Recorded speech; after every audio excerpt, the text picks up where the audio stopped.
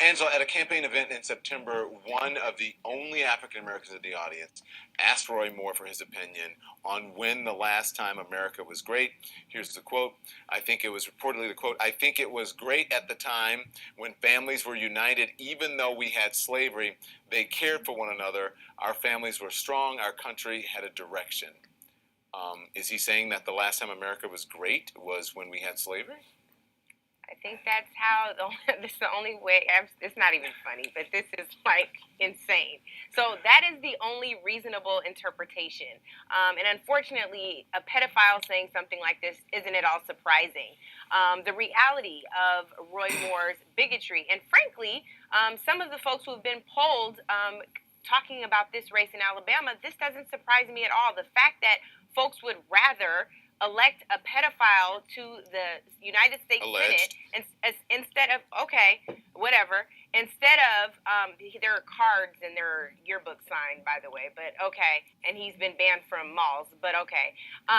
There's also this Democratic candidate who's been responsible. Wow is exactly right. Wow is exactly right. But there's this other Democratic candidate who is prosecuted members of the KKK, and they would take the pedophile over the guy who's tried to lock up KKK members. You can't make this stuff up. Okay. Hey guys, who the heck is How did you make up your mind? Okay. Anyway, don't know what. Okay. Anyway, so hey guys, if you haven't been able to deduce it yet, I am sick. I've been sick for a while, and that's why I haven't been making videos. I had a sore throat at first, but I can talk now, so I'm talking now.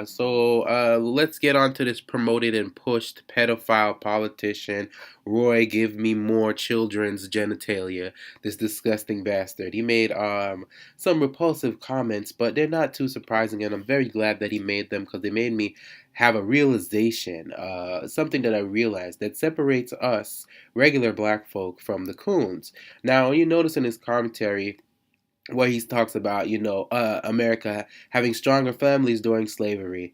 Obviously, he wasn't talking about, or he couldn't have been talking about our families, the black family, because we all know that our families were separated and destroyed, and that there weren't really any families at all, that it was just a bunch of forced workers, aka slaves, that didn't really have any relation to each other besides the fact that they came from the continent of Africa and then they were all slaves. A lot of them were not family members because their family was being shipped all over the country.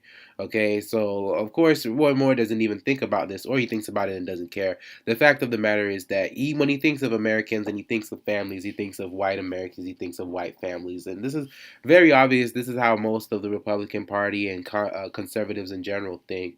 But the only reason why I want to highlight that is because it made me think about something. That I realized what it was that separates us regular black folk from the coons is that regular black people understand when these people talk about we, they don't mean us. That's the thing with coons and the black people who follow these people and defend these people. They think that they're included in the we. Think about the fact that there was only one black person at the Roy Moore rally, and it never once really came to him that he was the one black person there. You know what I'm saying? Because he thinks that he's a part of them, and it reminds me of a discussion that was going on during the anniversary of Fred Hampton's murder.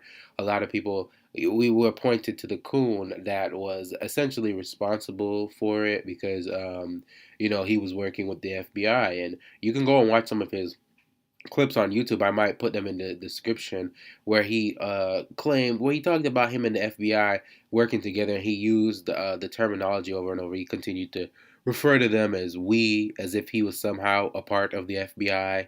This is the logic of coons. A lot of times they feel like they're a part of these establishments or a part of these movements, just like this flimsy, pathetic, typical recessive movement going on.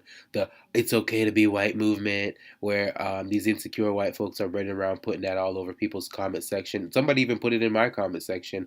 And if you go and type it in on YouTube, you'll find a bunch of black people, coon people, I mean, defending it and trying to go to war for these people, acting as if you're a part of their movement, acting as if when they crafted that they had you in mind. They didn't. They don't care. Just like Roy Moore doesn't have black people in mind when he thinks about America, past, present, or in the future.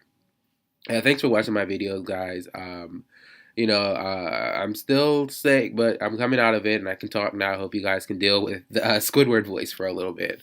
Anyway, I'm out. Peace.